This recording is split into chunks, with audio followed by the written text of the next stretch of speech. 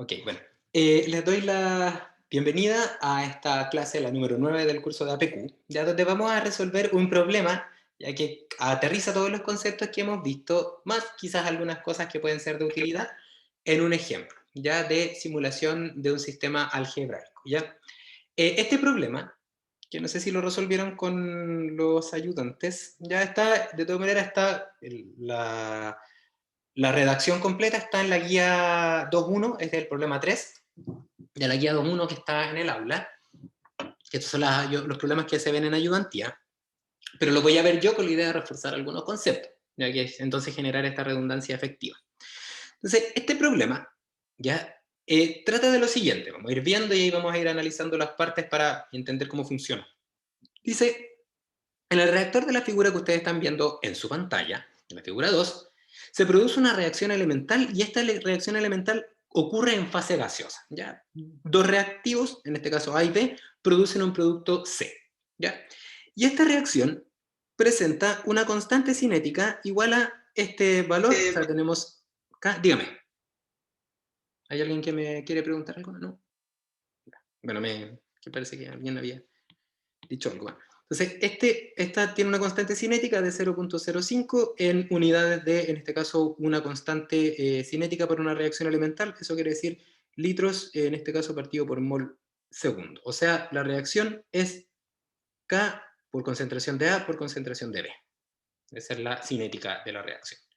¿Ya? Entonces, esta reacción ocurre en fase gaseosa. Y entonces la descripción del proceso dice que la corriente gaseosa de alimentación que ingresa ¿ya? Al sistema corresponde a una mezcla de los dos reactantes, A y B. Entonces acá tenemos A y B.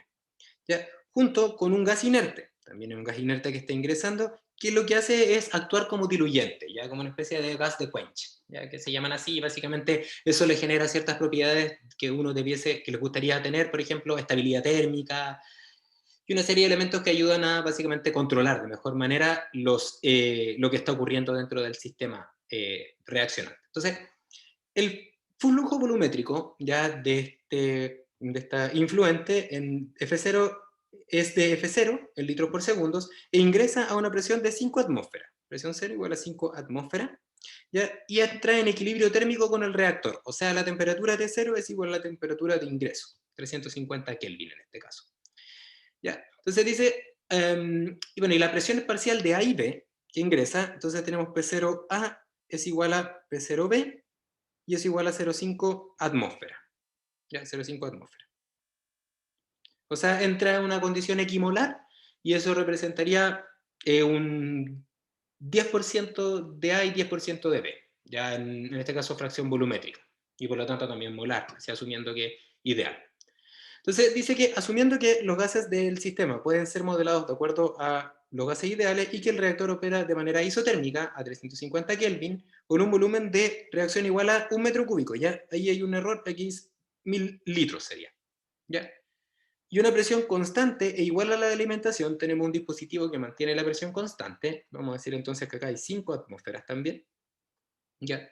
Determinar la conversión de A en función del flujo volumétrico de la alimentación, ¿ya? O sea, lo que nos están pidiendo es cómo afecta el flujo volumétrico de la alimentación a la conversión del componente A. O sea, si es que pensáramos en un gráfico final de nuestro problema, estaríamos interesadas e interesados en tener, por ejemplo, en el eje X, el flujo F0 y en el eje Y el valor de la conversión del componente A para cada uno de estos flujos. O sea, distintos flujos, distintas conversiones.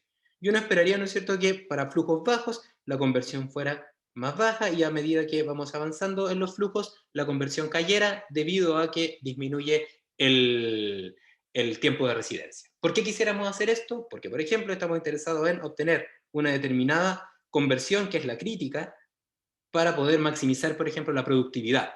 Porque a medida que aumentamos el flujo, también debiese aumentar la productividad. Hay como una especie de compromiso entre conversión y productividad. Porque mientras más F0 el ingreso, también más materia prima hay, aunque menos de ella se transforma. Entonces, ahí ese trade-off es lo interesante. ¿Ya? Entonces, con base en eso, nuestro objetivo final, que es llegar a este gráfico, que entonces es la simulación de un sistema a distintas condiciones, en este caso F0, implica que tenemos que obtener una ecuación de rendimiento. Y la ecuación de rendimiento, ¿ya? Básicamente nos va a permitir, debiésemos obtenerla a partir de la definición del rendimiento, y el rendimiento generalmente lo definimos, espero no equivocarme acá, como la cantidad de, esto es por lo que, partido por lo que sale, ¿no es cierto? Entonces tendríamos el rendimiento, sería sería 1 menos, pero vamos a escribirlo bien. Esto es, el F0, espérenme un poco, que yo me confundo acá. Esto claramente es F0 partido por el IA0, porque eso es lo que ingresa, ¿no es cierto? Y lo que sale ya sería el F por el IA, y ahí tendríamos entonces que si esto es 1, entonces eso quiere decir que se convirtió todo. Sí, ahí está. Ese sería el rendimiento, ¿no es cierto? Que sería lo que... no, miento. Este 1 menos el rendimiento. Sería así. F por IA, entonces eso sería lo que sale, y entonces aquí le tendríamos que poner un 1 menos, y ahí tendríamos entonces el rendimiento, ¿no es cierto? Porque ahí, claro, tendríamos cuando lo mismo que entra es lo que sale, entonces tenemos un rendimiento 0, porque básicamente este coeficiente sería 1, y cuando nos sale A, entonces tendríamos un rendimiento de un 100%. Sí, así es. ¿Ya? Entonces, básicamente, si observan, es necesario identificar, ¿ya?, los elementos que requeriríamos para calcular, y de acá tenemos que calcular entonces el flujo de salida y la composición de A para cada uno de las condiciones, ¿ya? En este caso, para cada uno de los posibles valores de F0 que nos diéramos. Entonces, tomando eso en cuenta, sabemos que tenemos que calcular composiciones y flujos, ¿ya? Y entonces debiésemos, como tenemos que calcular composiciones, debiésemos calcular sí o sí el balance, plantear el balance de materia A. ¿Ya? Y como este flujo tenemos que calcularlo, tendríamos que también calcular un balance, aplicar un balance de materia total, ¿ya? Pero generalmente cuando uno tiene sistemas reaccionantes, en vez de hacer eso, balance de materia total, lo que uno prefiere hacer es calcular plantear un balance de materia a los restos de los componentes, y en este caso también un inerte, más una ecuación de suma, ya que la ecuación de la sumatoria de las fracciones molares a la salida es igual a 1. Y con eso entonces tenemos el sistema de ecuaciones, ¿ya?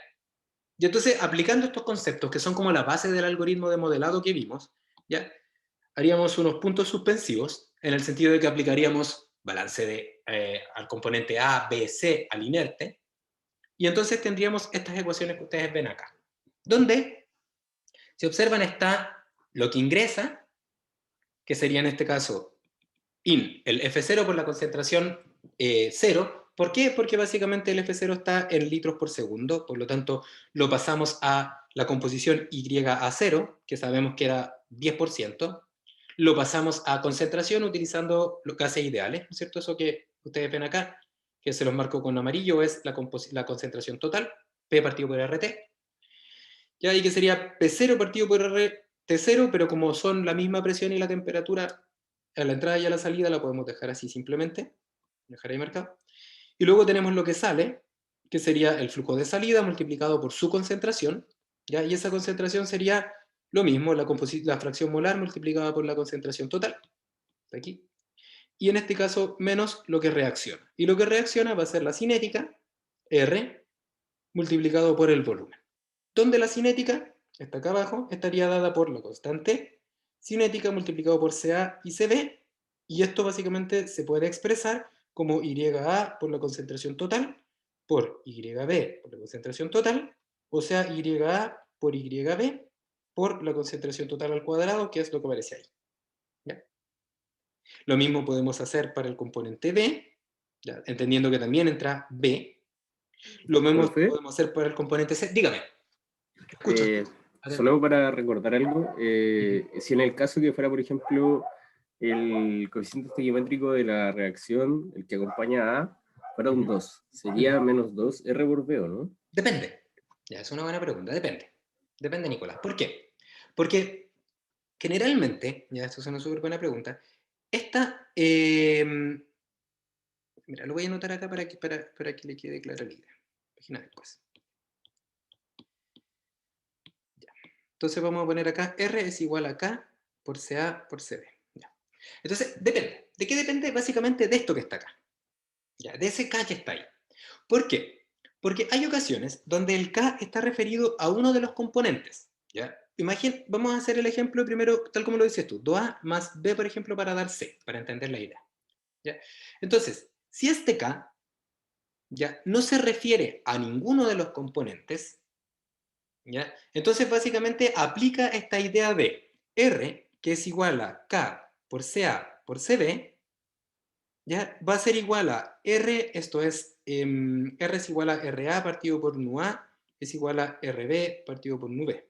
Así, ¿ya? Entonces, claro, efectivamente, si este K no está referido a ningún componente, ¿ya?, entonces estamos trabajando con una cinética de la reacción que se definiría de esta forma, ¿ya? Y efectivamente, tal como lo dices tú, acá entonces el RA sería, en este caso, 2 por el K por CA y por el CB. Y entonces efectivamente ahí tendríamos que poner un -2, ¿ya? Tal como tú lo mencionabas. Pero hay ocasiones donde en vez de aparecer así este K, aparece por ejemplo K sub A, ¿ya? Entonces, en ese caso, lo que tenemos es RA, no es R, es RA. Hay ocasiones donde lo que aplica aquí es las unidades. Por ejemplo, en este caso dice mol partido por segundo, ya entonces estamos asumiendo que esto no está referido a nada. Pero en algunos casos dice la constante cinética referida al componente A es este valor. Entonces, en este caso estamos trabajando con, en vez de un K sub A. Y entonces, si fuese ese el caso hipotético, ¿ya?, entonces lo que tendríamos sería RA es igual a K sub A por CA partido por CB. ¿Ya? Y entonces lo que aplicaría sería que este RA ya es este que está acá. ¿Ya? Entonces, si fuese ese el caso, entonces no hay que multiplicar por un 2 acá. No habría que multiplicar por un 2, porque ese sería el RA.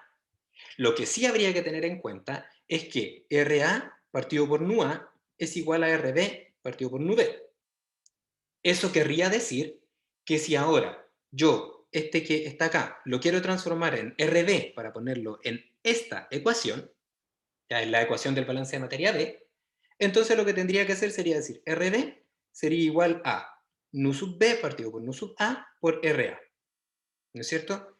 Y en este caso, lo que tendríamos sería un 1 partido por 2 por Ka, en este caso sería concentración de A por concentración de B. Entonces ahora iría el 1/2 porque lo que haríamos sería usar el con respecto a RA. Entonces sería algo así como 1/2. Y de esa forma entonces aparecería ese término que está ahí. ¿Ya? ¿Se entiende? Ya, profe. Sí, Sí. sí, muy Acá, claro. súper. Sí, Gracias. esto es algo, gracias Nicolás por esta acotación, porque es fuente de error para todos, para todas y todos, para mí también. ¿Ya? Así que, ojo con ese. ¿Ya? Pero si es que no dice nada, apliquen esta ecuación que está acá. ¿Ya? Entonces esa ecuación siempre ahí ayuda. Porque al final, para terminar la idea, al final estar el R, el subíndice a quien está referido está directamente relacionado con el K. El K es el que da todo aquí al término. Entonces, si continuamos la idea, entonces tendríamos que aplicar el balance AB, que en este caso los coeficientes estequiométricos son iguales, así que no aplica nada de eso, y también al componente C, ¿no es cierto?, que está ahí. Componente C no ingresa, por lo tanto no hay in, solamente hay out, ¿ya? Y básicamente tendríamos el balance al inerte. Si es que hay inerte, siempre pueden hacerle un balance. ¿Por qué? Porque como no hay términos de reacción, son fáciles de despejar estos balances, ayudan harto, ¿ya?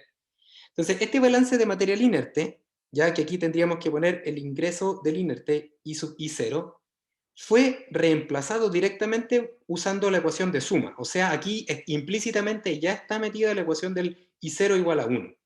Y acá también, en vez de poner I del inerte, reemplacé directamente por la sumatoria de los I a la salida igual a 1. Entonces despejé de inmediato la sumatoria de los inertes. Por eso no aparece la incógnita I del inerte, ¿ya?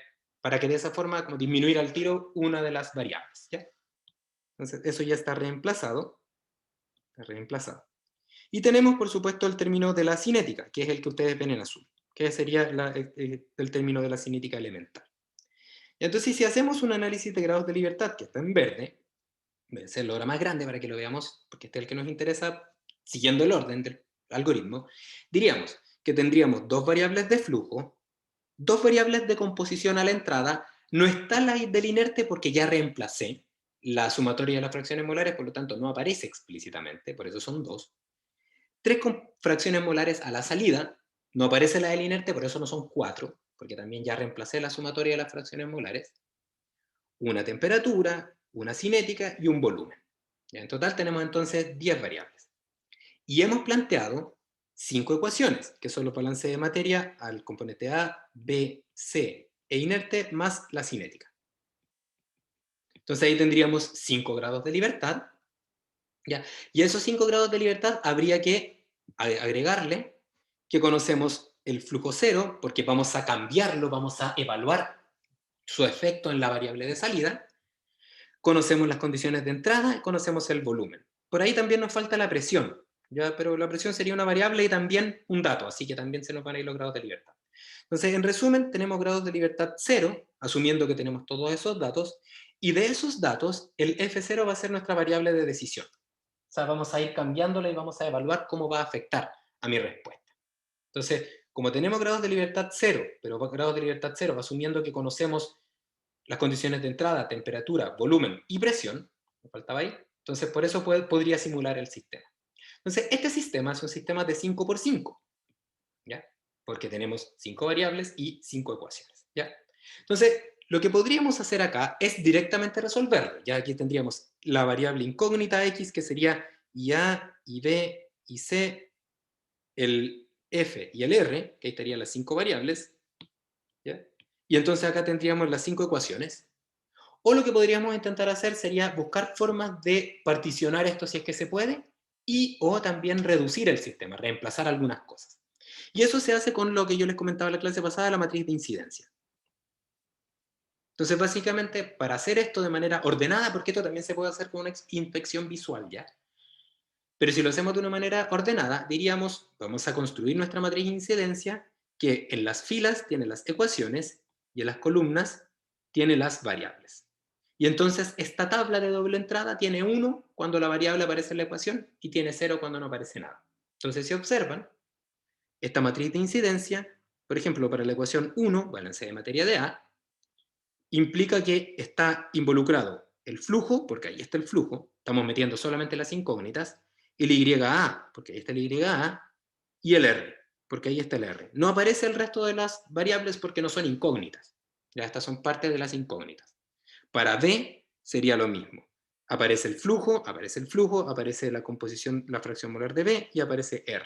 Lo mismo para C, lo mismo para el inerte, que aparece toda esta, y para R. ¿No es cierto que está la composición de A, fracción molar de B, y en este caso R, por supuesto, porque está ahí metido. Ya. Entonces, con base en esto, lo primero que podríamos hacer es aplicar esta idea de ver si es que es posible generar una secuencia de cálculo. Y para eso lo que haríamos sería sacar la información de esta tabla, identificando hacia abajo en cuántas ecuaciones incide cada una de las variables. En este caso en 4, Profe, ¿no es una cierto? consulta. Dígame, Pablo. En la ecuación de cinética también habría que dejarla igualada a cero. Sí, pero sí, de todas maneras. Siempre cuando recordamos eso es una buena idea.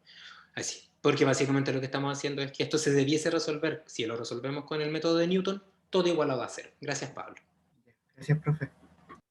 Ya, entonces aquí lo haríamos, sería sumar hacia abajo, y lo que hacemos hacia abajo es básicamente ir anotando cómo inciden las distintas variables en las distintas ecuaciones para ver cuál de las variables aparece más, y con eso entonces partir ordenando un poco las cosas. Entonces básicamente observamos que tendríamos esta incidencia, en este caso sería el R aparece en 4 de las 5 ecuaciones.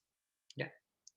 Entonces, a partir de esta idea, ¿ya? Y de esta incidencia inicial, podríamos aplicar esta metodología que yo les comentaba, ya que está basada fundamentalmente en, primero, asignar una ecuación, una variable, y luego a partir de esa asignación construir un grafo, ¿ya? Y ese grafo fundamentalmente identificar entonces la secuencia de cálculo que podríamos llegar a obtener. O no, hay veces que no se puede. ¿Ya? Entonces, para asignar, lo que hacíamos era lo que yo les estaba comentando, de identificar en las variables que inciden en las distintas ecuaciones y partir entonces por aquellas variables, ¿ya?, que inciden menos. ¿Ya? Y en este caso, por ejemplo, tendríamos una variable que sería la que menos incide, que sería la YC, ¿no es cierto? Y esa YC dice que aparece en dos ecuaciones, en el balance de materia AC, ¿ya? Y en el balance de materia inerte. Entonces tendríamos que, básicamente, decidir, para hacer todo el análisis que vamos a hacer, cuál ecuación es la que, la que le vamos a asignar la supuesta obtención de la variable C. Entonces, para eso, diríamos, de estas dos ecuaciones donde aparece C, el balance de materia C tiene tres variables, mientras que el balance de materia I tiene 4. Entonces, es mejor asignarle el YC al balance de materia en C, para que el balance de material inerte quede disponible para asignar a más variables. Entonces, si hacemos eso, entonces podemos eliminar ese par ecuación y variable, y entonces de esa manera decir YC ya está asignado. Entonces seguiríamos asignando el resto. Ahora, por ejemplo, tendríamos que, después de eliminar la ecuación, aparecerían 3 incidencias, esta ya no aparece, y aparecen 3. Ahora, las 4 variables que quedan aparecen indistintamente en 3 ecuaciones, y por lo tanto podemos elegir cualquiera de ellas. Entonces, en orden, simplemente, yo voy a asignar R y la voy a asignar a este valor, a esta ecuación que está acá. ¿Por qué? Porque yo ya sé, haciendo una inspección gráfica, visual, que R es súper fácil de despejar de ahí. Entonces la puedo sacar al tiro. Se va esa. Entonces al hacer eso, ya no aparece esta ecuación, perdón, esa variable, ni esa ecuación, y entonces ahora volvemos a hacer el análisis, ¿ya? Pero ahora con 3 variables solamente, que sería el flujo, que en este caso aparecería 3 veces, la composición de A aparecería 2 y la composición de B aparecería 2. Entonces, como aparecen A y B 2 veces, usaríamos cualquiera de ellas, por ejemplo, la composición de A, y la asignaría en este caso a el balance de materia A. ¿Por qué al balance de materia A? Porque aparece 3 veces. ¿Ya? Porque lo otro sería asignarlo al inerte, pero al inerte, balance de materia inerte aparece también, bueno, 2 veces aparece en A y 3 en inerte, por lo tanto, mejor hacerlo con la ecuación A.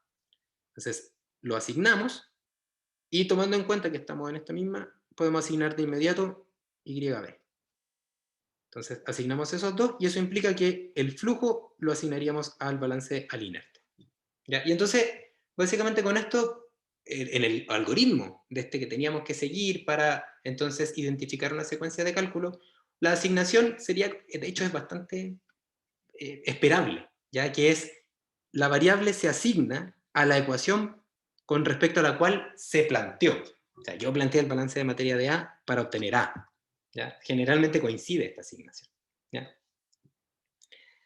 Entonces, una vez que tenemos esta asignación, que este es un ejercicio que, bueno, que sigue ciertas reglas que son bastante estándar, y que esto es auxiliar, porque yo acá me podría ir directamente al FSOL y solucionarlo, pero la idea justamente es pretratar mi modelo para que sea más fácil, o sea, intentar manipularlo, ya usando estas herramientas. También se puede hacer una manipulación, como les decía, mediante inspección visual, también sirve. ¿Ya? Entonces, una vez que tenemos la asignación, podríamos aplicar estos conceptos de el grafo, definir un grafo y entonces hacer este grafo direccional con el objetivo de luego evaluar el flujo de la información para ver si es que existen subloops, subreciclos de información, y por lo tanto identificar subsistemas de ecuaciones. Entonces, para eso, si ustedes se acuerdan, el grafo que yo genero tiene dos elementos. Uno son las pelotitas que se llaman nodos, y los otros son las flechas que se llaman aristas. Y entonces en los nodos aparecen las ecuaciones y en las flechas aparecen las variables asignadas. ¿Ya? Y la ¿Profe? dirección, dígame, Francisca, cuénteme. Perdón. Es que en este caso no sería así como para achicar el sistema, reemplazar R al tiro. Ya, mira, aquí Para que Francisca, gracias por su acotación, y tiene toda la razón. ¿Ya? ¿Qué es lo que viene a continuación? ¿Ya? Lo que yo les estoy mostrando acá es como una forma de ver el problema, y luego lo que viene a continuación es achicar el problema. No hay una secuencia única. Se puede hacer de las dos formas, ¿ya? Tanto identificar subsistemas como achicar el sistema. Las dos son igualmente válidas, ¿ya? Y de hecho, Francisca, sí. Sí, Francisca. Sí. Francisca. De hecho, Francisca, lo que tú acabas de hacer es justamente lo que yo quiero que ustedes hagan y que yo estoy complementando con una metodología como más general, ¿ya? Porque cuando tenemos muchas ecuaciones es más difícil verlo, ¿ya? Pero efectivamente la inspección visual ayuda muchísimo a evitar todos estos pasos, ¿ya? Pero claro, cuando tenemos un sistema de, no sé, de 100% es un poco más difícil verlo y ahí quizás esta herramienta ayuda más. Ya yo estoy reforzando solamente esos conceptos, pero tal como dices tú, es mucho mejor hacer un análisis de reducción, que lo vamos a ver también cómo se hace cómo se ve esto desde una perspectiva de la matriz de incidencia. Así que gracias por su comentario, tiene toda la razón, y lo podemos hacer también en ese orden, ¿ya? Solamente que para efectos de que lo hacemos así para hacerlo un poco ordenado simplemente, pero de la otra forma también va. ¿Ya? Ya, gracias, profe. De nada, gracias a ti. Entonces, lo que vamos a hacer es definir este grafo que tiene esta forma, pero Francisca tiene toda la razón, también se puede hacer este análisis de reducción. Entonces, si partimos con el análisis de identificación de subsistemas, ¿ya? Entonces, ¿el grafo cómo se construye? Se construye partiendo de una ecuación y viendo cómo afecta la variable, ¿ya? Que está asignada, en este caso la variable YA, cómo va afectando o a qué ecuaciones va afectando. En este caso, por ejemplo, la variable YA, fíjense que está acá, afecta al balance de material inerte, que sería la ecuación 4, y a R, la ecuación 5. Entonces haríamos así. Se va así, a 4, y se va a 5. ¿Ya? Luego podríamos hacer lo mismo, ¿ya? Pero ahora con la siguiente ecuación, en este caso el balance de materia B, que tiene asignada la variable YB, vamos a ponerlo por abajito, YB, que afectaría en este caso a la ecuación del inerte, que sería la ecuación 4, y a la 5. Entonces, nuevamente hacemos así y hacemos así. Y así sucesivamente con todo el resto de las variables. Y entonces debiésemos llegar a un grafo como este que ustedes están viendo acá. ¿Ya? Que este es el grafo que define gráficamente la herramienta que permite identificar la secuencia de cálculo. ¿Ya? Entonces, una vez que tenemos eso descrito, lo que habría que hacer sería seguir la información, ¿ya? Entonces, voy a destacarlo con un color, con un destacador. Voy a partir con un destacador naranjo, por ejemplo. Entonces, aquí lo que hay que hacer es partir desde de un nodo y seguirlo simplemente. Entonces, por ejemplo, yo parto del F1, porque es más ordenado. Entonces sigo. F1 serviría para obtener información que sería útil para F4. Y entonces F4 serviría, por ejemplo, para calcular, acá, por ejemplo, el F3. Entonces F4 para F3, y el F3, seguiría para calcular F4. Entonces, ¿qué es lo que hay acá? Hay un sistema F4, F3, porque esos dos dependen uno del otro.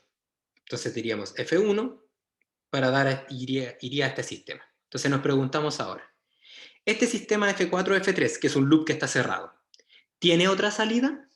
Y para eso entonces tenemos que evaluar si es que F3 o F4 aparecen flechas que vayan a otros lados que no hemos analizado.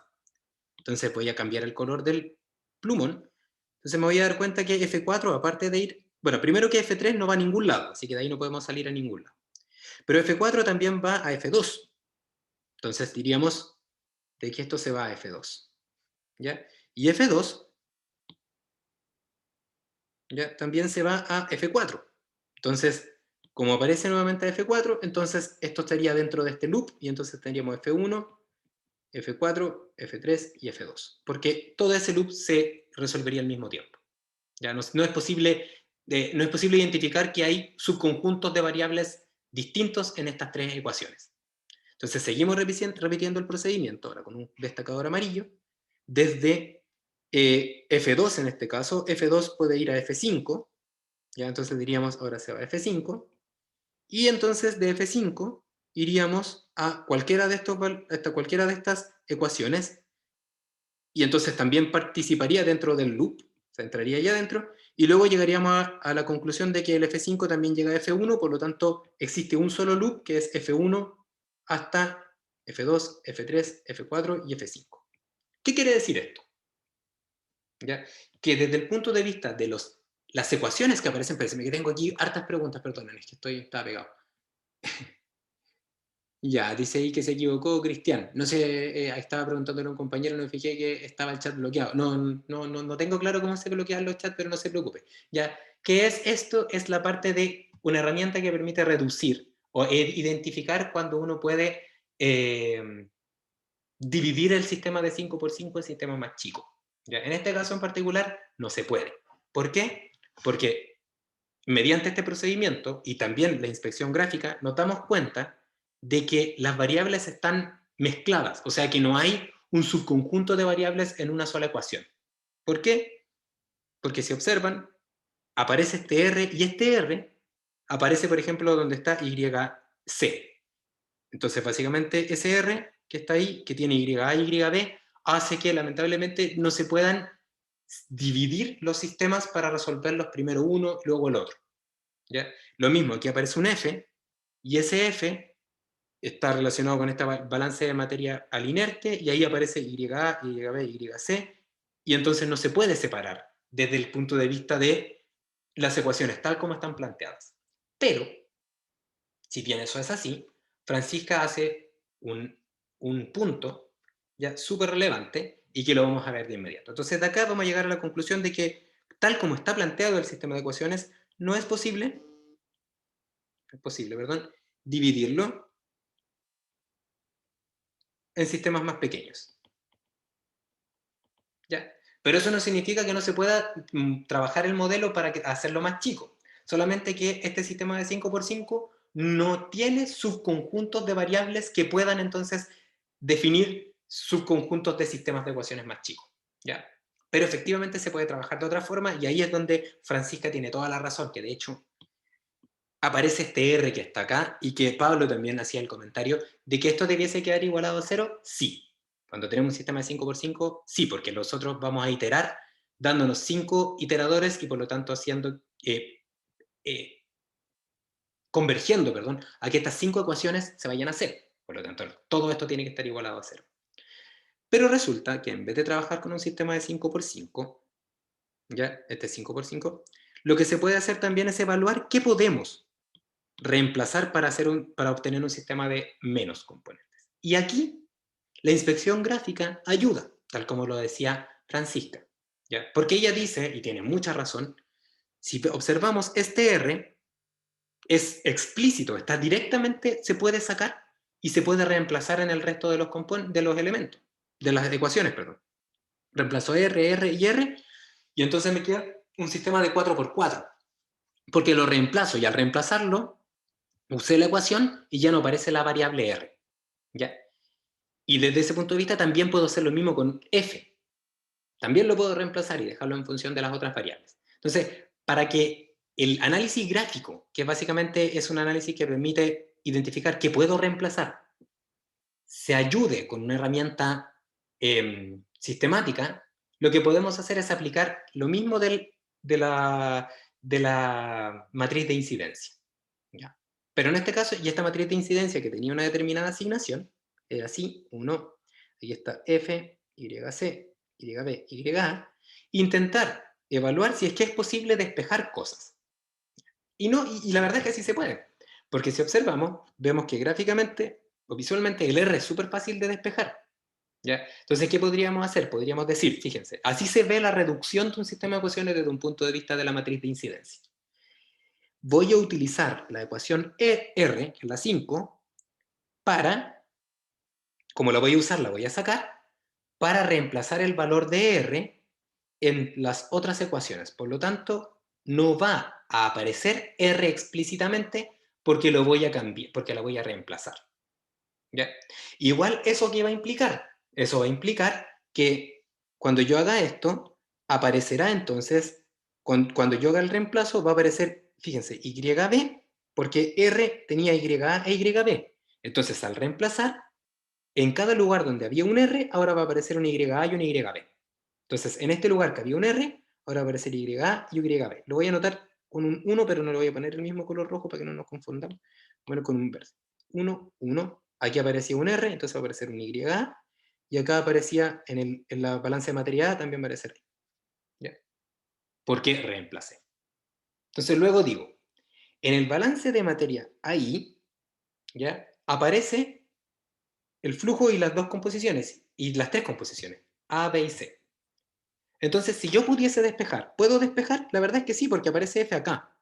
Entonces, no es muy difícil de despejar, tendría que tirar eso para el lado, y luego dividir por todo esto. Y entonces me aparecería este término. ¿Ya? Entonces, al hacer eso, yo lo que podría decir es, voy a cambiar el color para que no nos confundamos, voy a poner acá todo esto en azul. Entonces voy a utilizar el balance de materia I para despejar F. Entonces, ¿qué va a pasar? Voy a despejar F del balance de materia I.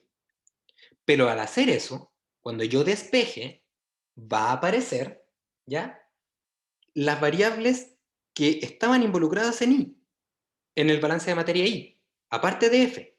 Va a aparecer entonces YA, YB e YC. ¿Y dónde va a aparecer? Donde yo despeje y reemplace F. ¿Dónde lo voy a reemplazar? En las ecuaciones que quedan. Balance de materia A, B y C. Y entonces va a dejar de aparecer F, pero va a aparecer ahora YA, YB e YC. Eso quiere decir entonces que va a aparecer un 1 acá y un 1 acá. Entonces, esta matriz de incidencia, que se las marco con amarillo, sería la matriz de incidencia con un sistema reducido, en el cual yo reemplacé R y yo reemplacé F, y entonces lo metí allá adentro.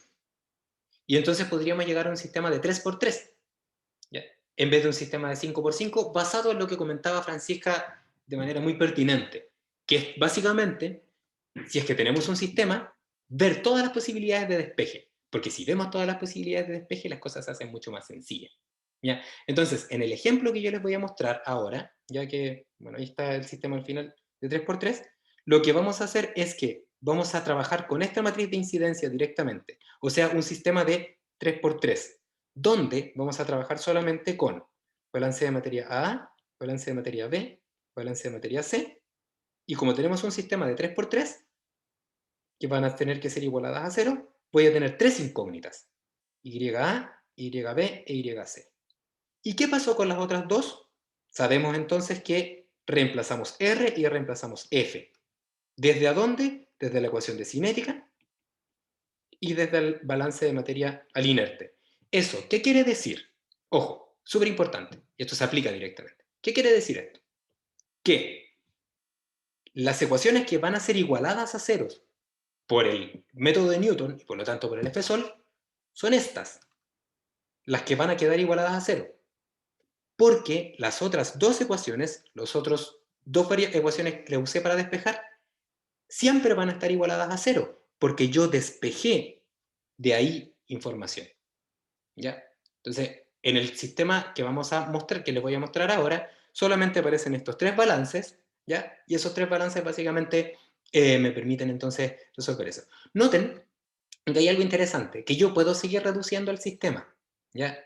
Fíjense que si yo digo ahora, tomo el balance de materia C, ¿ya?, y despejo YC, lo puedo despejar porque no es muy difícil, lo saco de acá, ¿ya? Entonces básicamente podría llegar a un sistema de 2×2, pero al hacer eso tendría que hacer algunos pasos algebraicos que son un poco más complicados, ¿ya?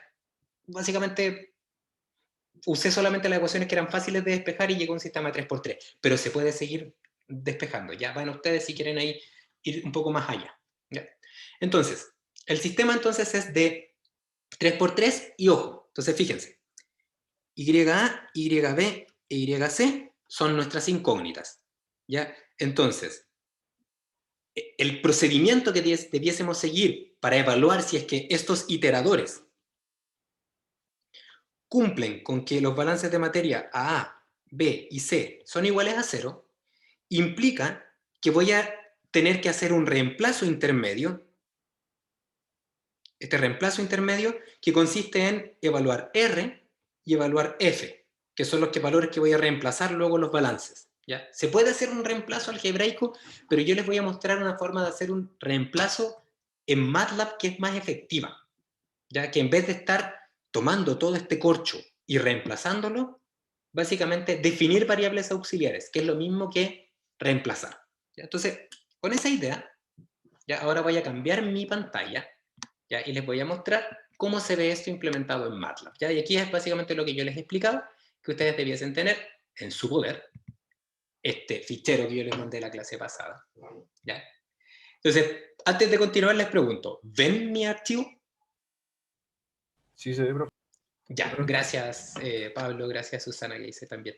Me respondió, gracias estimadas y estimados. Ya, súper. Entonces, fíjense que, como les digo, la idea es que revisemos esta implementación, que me hagan las preguntas que tengan dudas y que luego ustedes intenten replicarlo. ¿Ya? Entonces, ¿qué es lo que hay acá? Yo les mandé 2 archivos. ¿Ya? Generalmente lo que yo les sugiero y les propongo es siempre trabajar con distintos archivos. ¿Ya? Todos los archivos tienen que estar en la misma carpeta, pero ¿por qué les propongo hacer eso? ¿Ya? Tiene una razón. ¿Ya? Trabajar con varios archivos implica separar el objetivo que tiene cada archivo, ¿ya? El objetivo que tiene cada archivo, porque vamos a encontrar distintas tareas, ¿ya? Generalmente siempre tengo un archivo que se llama archivo principal, ¿ya? El archivo principal consiste en el fichero donde yo defino los datos, defino las variables, del valor de las variables de decisión. Generalmente es el archivo donde también yo resuelvo mi problema.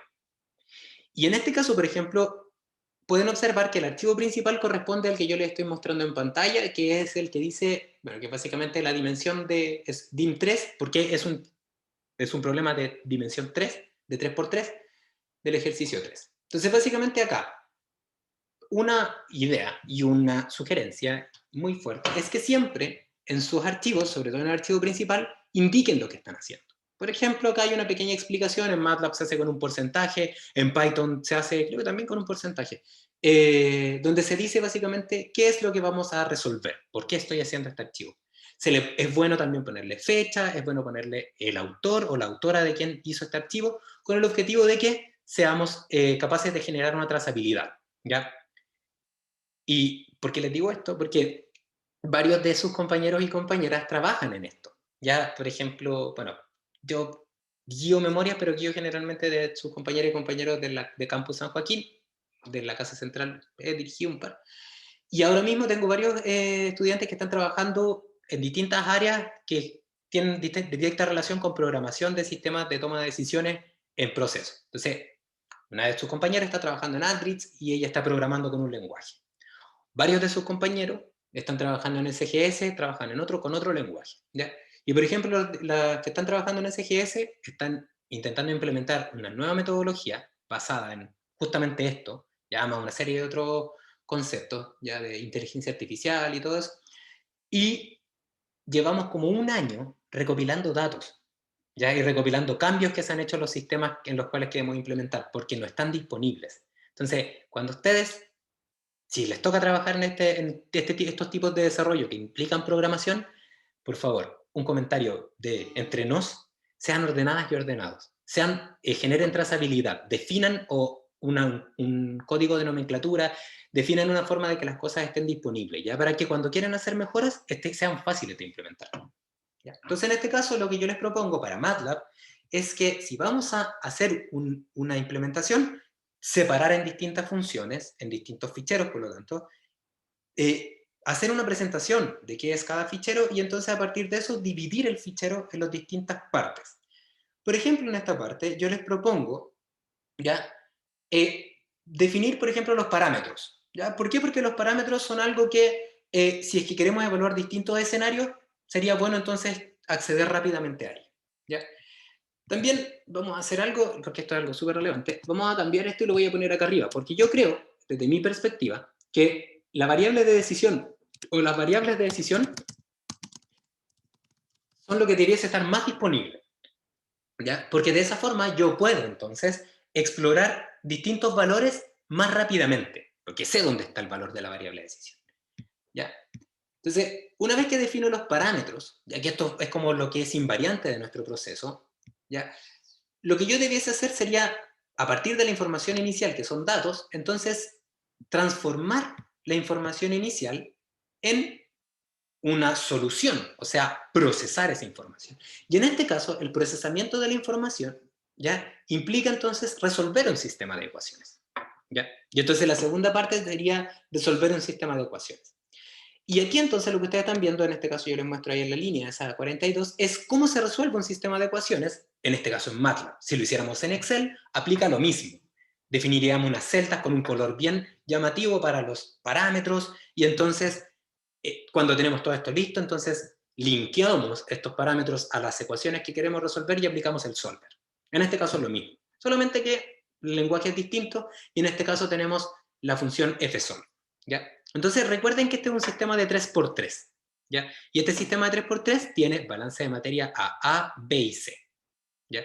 Entonces, a continuación les voy a mostrar el archivo, ya, porque hay otro archivo donde están estas ecuaciones, ¿ya?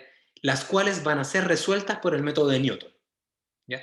Entonces, me voy a cambiar, ahora voy a poner un view mejor, para que ustedes vean los dos. Aquí. Entonces, a la derecha, ahora ustedes debiesen estar viendo esta función, ya que se llama dim_react_3. ¿Ya? dim3react3. Entonces, básicamente, ¿qué es lo que hay acá? Es una ecuación, ya una función, que se llama de esta forma, que, ojo, fíjense que coincide el nombre, ya, detalles que son relevantes. El nombre del fichero, el nombre de la función. Y esta función es la función que es nuestro altímetro.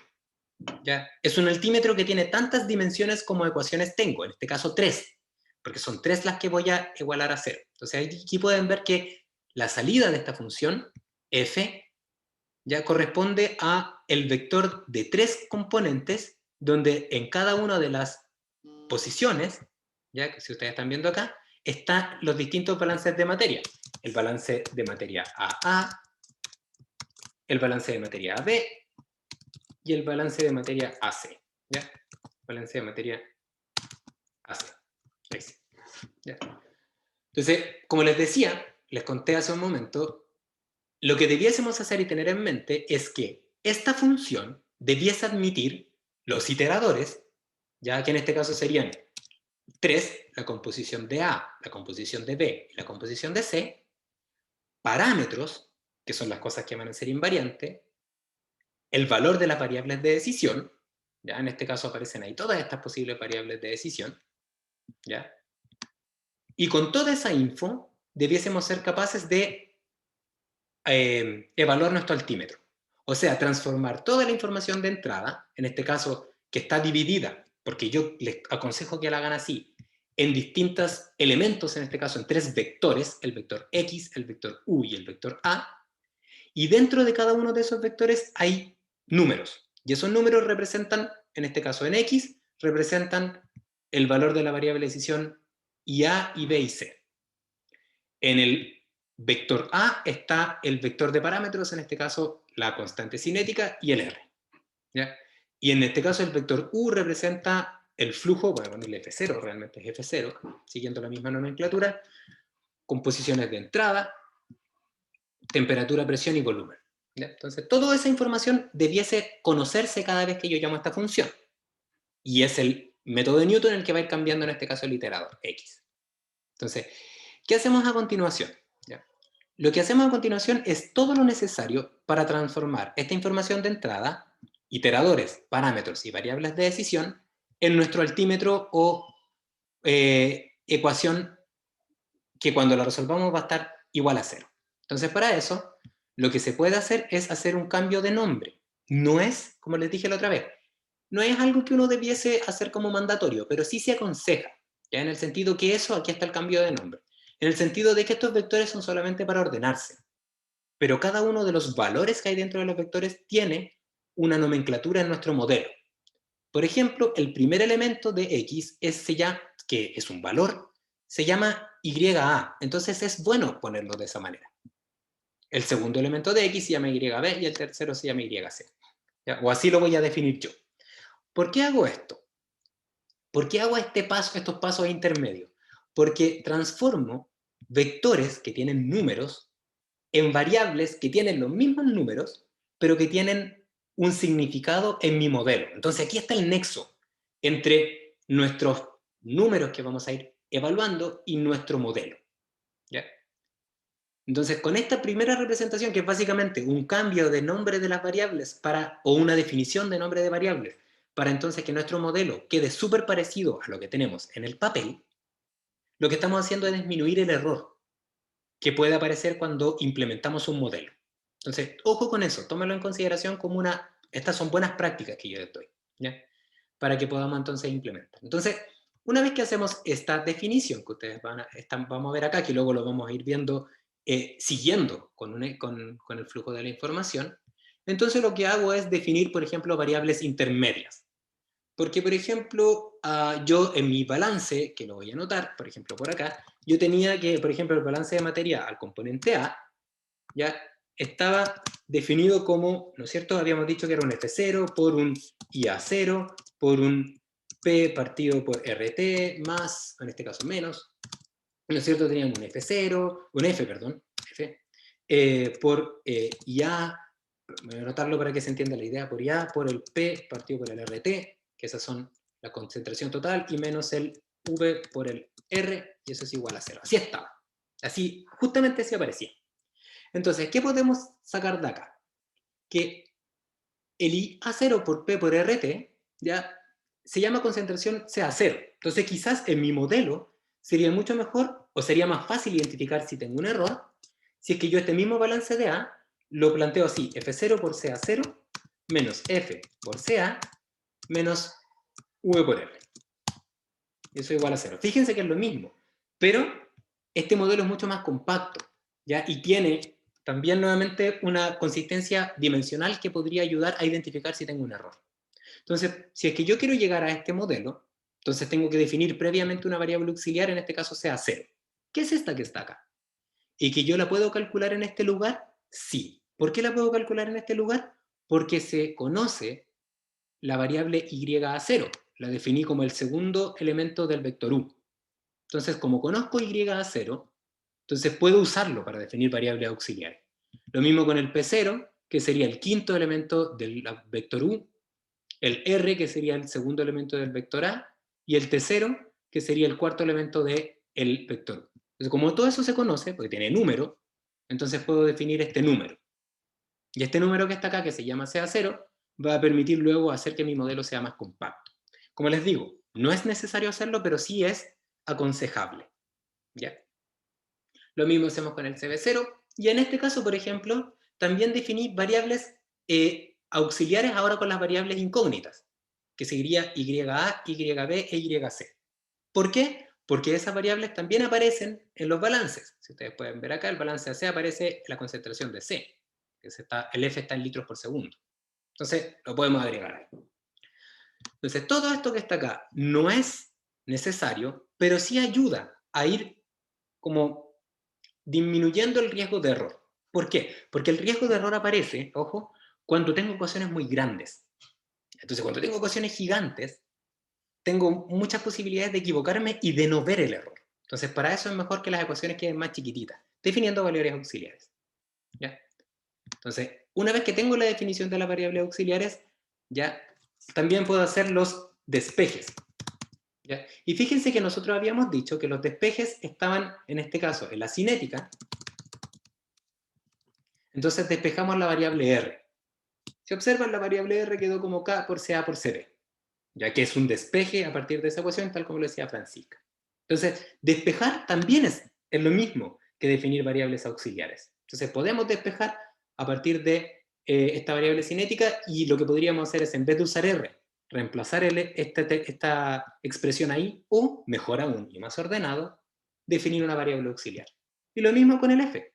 ¿No es cierto? El F yo lo despejaba desde el balance de materia al componente inerte y tenía un numerador partido por un denominador. Ahí lo hice. ¿Ya? Donde yo puedo hacer este despeje porque toda esta información es conocida y toda esta info son los valores de los iteradores. Entonces, el numerador partido por el denominador me entrega F. Entonces, una vez que tengo definidas mis variables auxiliares de acuerdo a mi planteamiento del problema, y una vez que tengo realizados los despejes que consisten en definir variables auxiliares que se obtienen a partir del despeje de las otras ecuaciones que pude reducir, entonces genero este sistema de ecuaciones, donde estas son las ecuaciones que van a ser igualadas a 0. Cosas que tenemos que tener en cuenta, no se les olvide.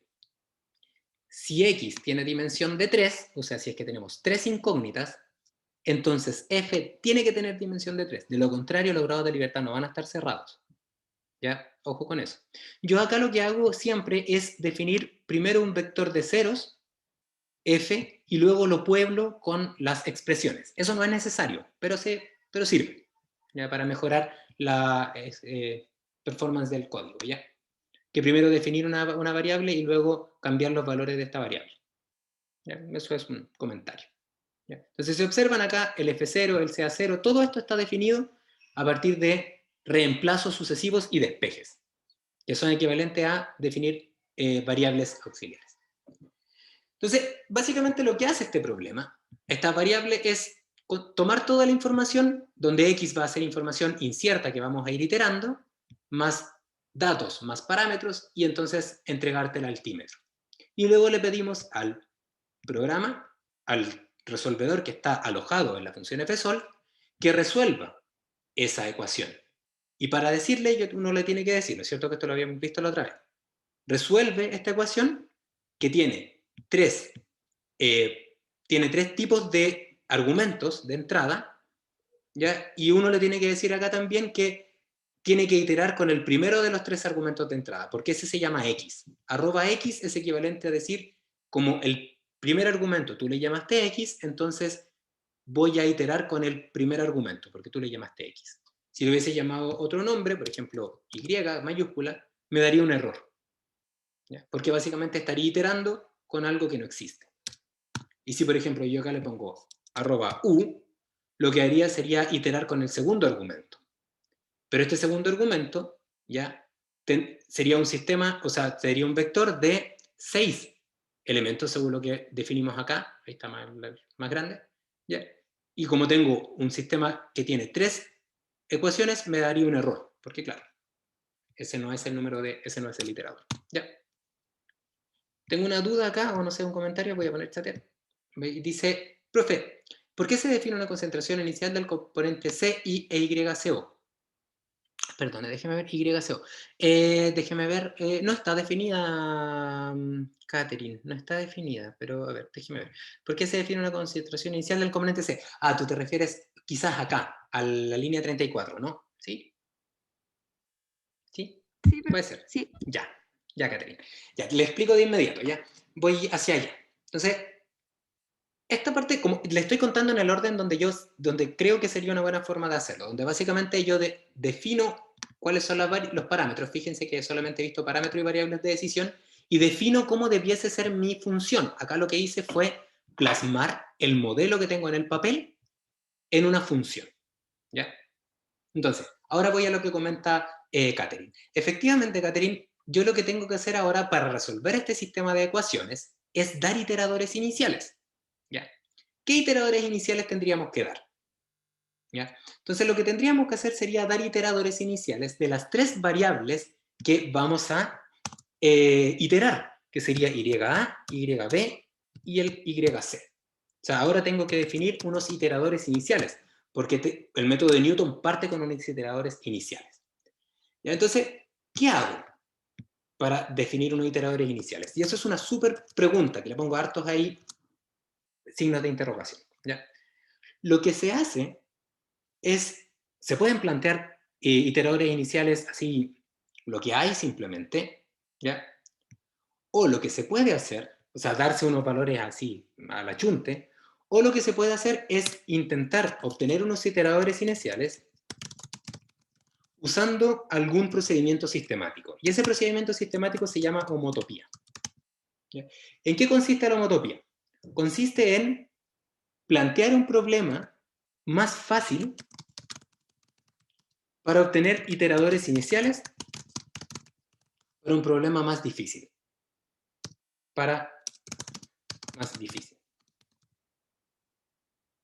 Ya, en este caso, por ejemplo, observamos que este problema, que lo estoy mostrando a la derecha, sería trivial si es que no existiera reacción química.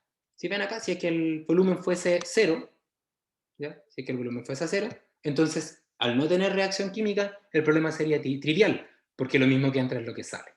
Entonces, eso podemos usar como iterador inicial. Definir un problema más fácil, que es equivalente a definir un problema donde el volumen tiende a 0,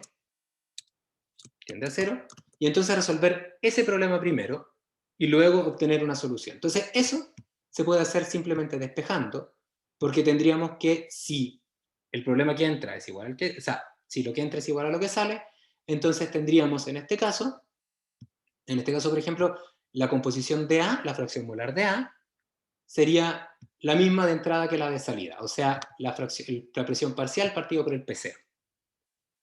Lo mismo sería con el PV0, ¿no es cierto? Que sería P0. ¿Ya? Y ahí tendríamos también un inerte ahí por si lo necesitaríamos, pero creo que no lo necesitamos, no. Ah, sí, pero lo necesitamos, si no me equivoco, para... No, sí, no lo necesitamos. Este está de más. El YI0 es el que está de más. Ya. ¿Y dónde sí lo podríamos usar? O sea, perdón. ¿Y qué más necesitamos? Fíjate que acá tenemos... Entonces tenemos... Nos permite obtener el IA0, iterador inicial para la composición de A, YB0, y necesitamos también un YC0, porque necesitamos darnos un iterador inicial para YC. Entonces, ¿cómo lo podemos definir? Podríamos decir que es 0, pero igual no debiese ser 0. ¿No es cierto? Uno debiese pensar que es distinto de 0. Entonces, ¿qué podemos hacer? Podríamos evaluar o generar una especie de iterador inicial, en este caso el YC0, ¿ya? Asumiendo que la composición de salida es la que está ahí arriba, y por lo tanto la composición de Y0 lo obtendría despejando del balance AC. Porque si observan, si conozco la composición de A y B, conozco el R, conozco el B, y el F lo puedo asumir igual al F0, para obtener este iterador inicial. Entonces con eso, en vez de dar valores al achunte de los iteradores iniciales, los obtengo asumiendo que no hay reacción, para el caso de A y B, y en el tercer caso que la composición de salida es igual a la de entrada, por lo tanto la reacción la podría calcular, la composición de C la podría calcular de esa forma. Esos no son los valores de la solución, pero sí me ayudan. ¿Ya?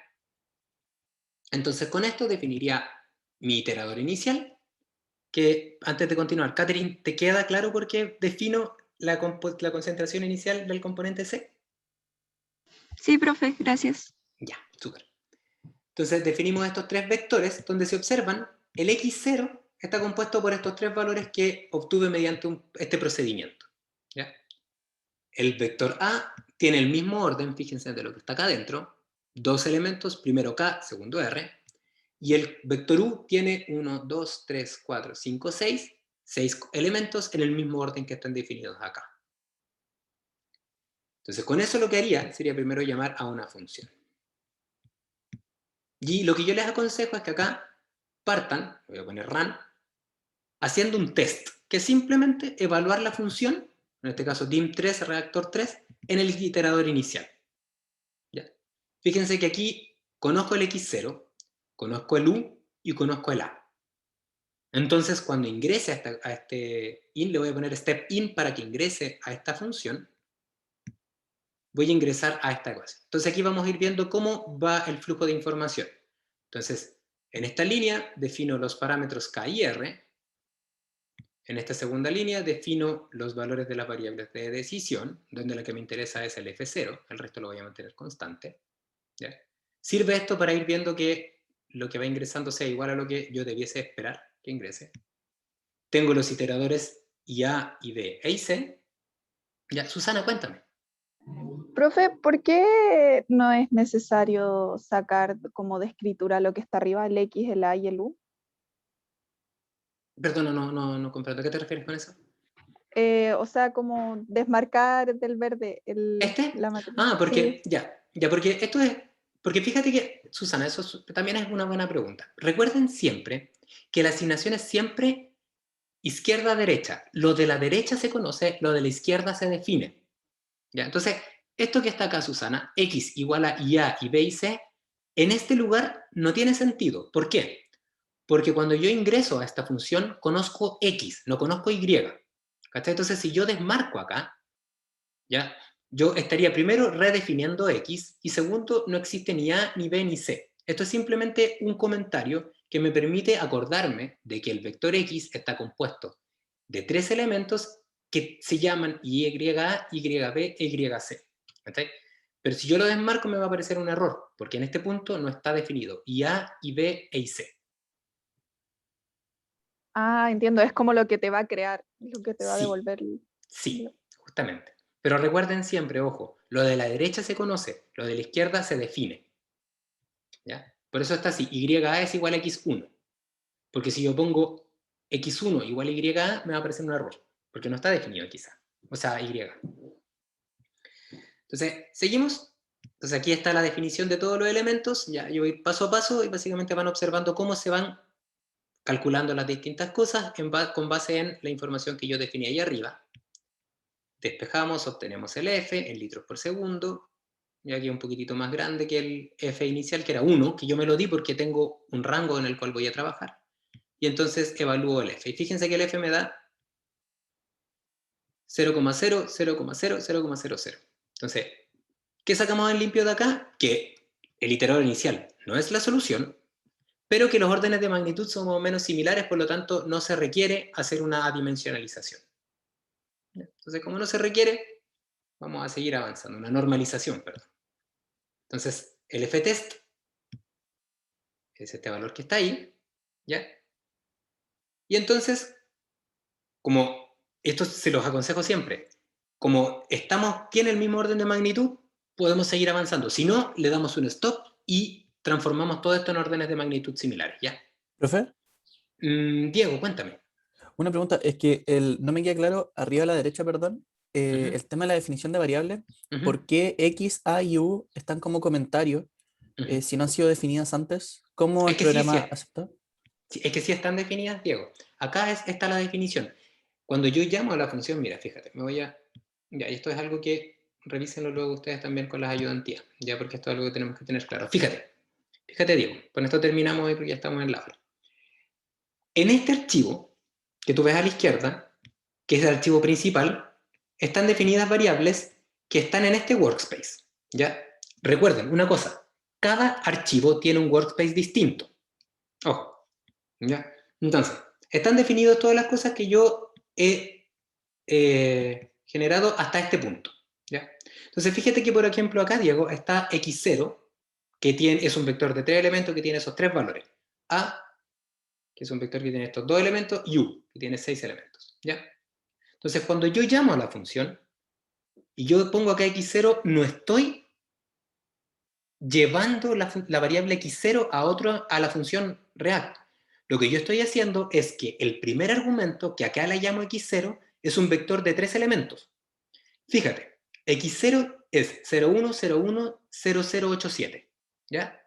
Entonces fíjate que cuando yo ingreso a la función, x es igual a x0, porque esa notación es una especie de igual. O sea, yo acá, x0, que tiene esos 3 números, lo que le heredo a la función son los números solamente. Ah, entonces, si Entonces, las esta variables, línea... profe, disculpe, Perdón. si las variables son definidas previamente en el programa, la función va a tomar esas variables y las va a aplicar Sí, dentro del... así Ah, ya, es. perfecto. Pero ojo, recuerda eso. Tiene que estar dentro de los argumentos. Ya si, por ejemplo, yo acá llamo al x0, si yo acá en la función llamo al x0, me va a dar un error, porque no definí la variable x0. Entonces, esto que está acá es lo que tú ingreses como primer argumento, los valores que tú ingreses como primer argumento, yo les voy a llamar x.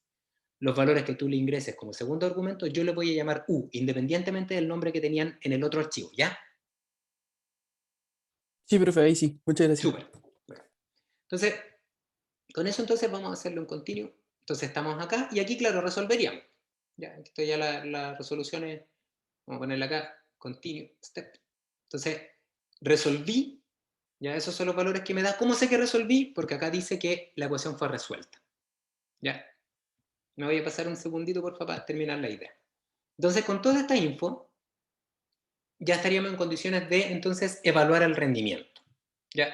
Pero para evaluar el rendimiento, yo necesito conocer el valor de A, la fracción molar de A que la tengo, es el primer elemento de esta función, pero necesito conocer también F, porque es el flujo de salida, y no lo conozco. ¿Por qué no lo conozco? Porque como esto es un sistema de 3×3, yo obtengo como resultado y A, y B, e y C. Entonces, una vez que resuelvo este sistema de 3×3, uso la solución para entonces obtener F, ¿ya? Porque ese F se puede calcular con IA, y B, e y C, porque lo reemplacé, ¿ya? Entonces, los pasos que hay a continuación son esos, fíjense. Acá defino y acá despejo Y, el F. Y con el F entonces puedo calcular la conversión. ¿Por qué? Porque no puedo calcularla sin haber hecho estos cálculos intermedios, porque no conozco el valor de F, porque no fue parte de mi sistema de ecuaciones. ¿Ya? Entonces, lo que yo saco del sistema de ecuaciones es solamente lo que yo itero. Si requiero calcular otras variables que fueron reemplazadas, tengo que volver a definirlas luego de resolver el sistema de ecuaciones. ¿Ya? ¿Sí? ¿Sí? Sí, profe. Sí, profe. Ya. Entonces, con esto terminamos. Ya. Lo que viene a continuación es un análisis de sensibilidad paramétrica. ¿Ya? Que creo que aquí hay un pequeño... está bien. Sí, está bien. Entonces, lo que hay acá es básicamente repetir esto mismo, pero cambiando el valor de F0. ¿Y cómo se cambia? Definiendo un vector, y entonces, dentro del ciclo for, cambiando el valor del F0, que se mete en U, con los distintos elementos de este vector F0. Fíjense, F0 vector es un vector de 96 elementos en este caso, que va desde el 0,5 hasta, no sé hasta qué valor va precisamente, y luego entonces generar un ciclo for donde voy a tomar cada uno de los elementos del F0 vector y voy a ir reemplazándolo en el F0. ¿Ya? Y entonces para cada esto, replicar este comando, ya todo lo que está ahí arriba. ¿Ya? Entonces, voy a pasar un poco más para allá. Entonces, cada uno de estos valores que vamos a resolver es para un F0 distinto. ¿Por qué? Porque acá yo le asigno a la variable F0 las distintas posiciones, los distintos elementos que están en las distintas posiciones de F0 vector. Lo reemplazo en el vector U y resuelvo una y otra vez. ¿Ya? Entonces, si observan, aquí lo voy a poner, continuar, hasta el final. Entonces, llego a la conversión, guardo la conversión en un vector que me va a ir guardando todos los valores, y entonces voy a repetir el cálculo. ¿Qué se aconseja acá también? Usar la solución como el x0 para la siguiente iteración, porque lo único que va a cambiar en la siguiente iteración es el valor de f0. Entonces, si yo cambio poquito el f0, lo más probable es que la solución con el f005 se parezca a la solución con el f006. ¿Ya? Entonces ahí pueden ir viéndolo. ¿Ya? Entonces les pido que revisen este código y básicamente yo lo voy a poner al final, continuar, y entonces va a resolver esto 96 veces, va a ir guardando los valores de la conversión, y entonces lo que ustedes debiesen ver es lo que yo les muestro acá. De donde básicamente para el flujo F0 vamos a tener distintas conversiones. ¿Ya? Entonces revisen este código, porfa, perdonen por pasarme estos minutos, pero para hacer el problema final, revisen este código, identifiquen si tienen dudas, pregúntenmelas, pregúntenle a los ayudantes. Mañana Felipe va a hacer una ayudantía, ya tienen otra clase, que es una clase de un par de semestres atrás, donde se hace esto, pero con otro ejemplo. Revísenlo, fíjense que de las similitudes que tienen, y mañana yo voy a subir un enunciado que les va a permitir trabajar estudiando esto en una evaluación, ¿ya? Entonces, básicamente, desde mañana nos vamos a poner en modo evaluación, y entonces para eso, si han hecho ejercicio antes, va a salir mejor, pero si es que no han hecho ejercicios antes, va a ser el momento donde vamos a tener que ponernos ahí de cabeza a hacerlos, ¿ya? Con la Profesor, prueba al final. Dígame. el día de Javier. mañana empieza la evaluación, ¿cierto? Sí. Sí, y usted había dicho el primer día de la clase que iba a ser como en parejas o en grupos Sí. dependiendo de la dificultad. Sí. ¿Cómo va a ser eso al final? Le puedo decir mañana porque tengo que ver ok. la evaluación. Ya todavía no Ok, estoy en eso. profe. ¿Ya? Ya. Pero lo más probable, Javier, es que sea en pareja. ¿Por qué? Porque como mi objetivo, para mí, las evaluaciones son la forma de pedirles que estudien, y más que de evaluar cuánto estudiaron, sino que de llevar a este estado del conocimiento, ¿ya? Básicamente de estudiar resolviendo un problema. Generalmente la dificultad tiene que ver con eso, entonces no es algo muy difícil y tampoco es algo muy fácil. Entonces lo más probable es que sean pareja. ¿Ya? Pero Ok, ahí les voy a ir profe. contando. ¿Ya? Gracias igual. De nada, Javier. Ya, pues entonces, muchachas y muchachos, gracias por su atención. Perdonen nuevamente por haberme pasado un poco. Les doy las gracias por su atención y nos vemos en otra oportunidad. Que estén muy bien. Profe, Chao, profe. ¿el profe. periodo Chao, hasta cuándo profe. va a ser? Más o Susana, menos. perdona. Chao, profe. El periodo de como de la evaluación. Una semana, Ah, ya. O sea, como de miércoles a miércoles. de miércoles a miércoles. Ya la evaluación se sube durante la mañana, bueno, probablemente durante el día, ya después probablemente de la ayudantía le voy a subir, lo más probable que sea así. Y de ahí 7 días corridos. Ya, o sea, lo más probable es que la fecha de entrega va a ser el otro miércoles a las 12 de la noche. Ya, ¿Ya? perfecto. Y lo Eso. otro le quería Dígame. consultar es Ujú. que no hay una manera de hacer que lo que pasa que mis MATLAB, los ceros los manda como sin esa línea al medio que usted tiene. Y quería ver si podía ponerle como esa nomenclatura o no sabe. Ese cero que está acá. Sí, o sea, es que esos ceros como que tienen una rayita al medio y a mí me pasa mucho que a veces escribo 0 o y se me Sí, también me confunde. pasa a mí. Entonces quería ver si había una manera de poner ese cero así como lo tiene usted. Oh, ni idea, no tengo idea. O sea, es que siempre ha sido así desde toda la vida. ¿Qué sistema operativo usa Susana? Es Windows. Ya, que de repente los Macs son medio locos, pero no es el caso. Mira, Entonces ándate viene así. lo que puedes hacer es ir, puedes revisar ya. Mira, ahí en la ventana principal, déjame que, se abrió acá, en mi otro monitor. Aquí si te vas a preferencias, ya, generalmente acá aparecen, bueno, varias opciones y en particular quizás puedes revisar si es que puedes sacar algo en fonts. Ya, porque por ejemplo acá yo tengo esta fuente, pero veamos, si yo le cambio por ejemplo la fuente, le pongo otra, una.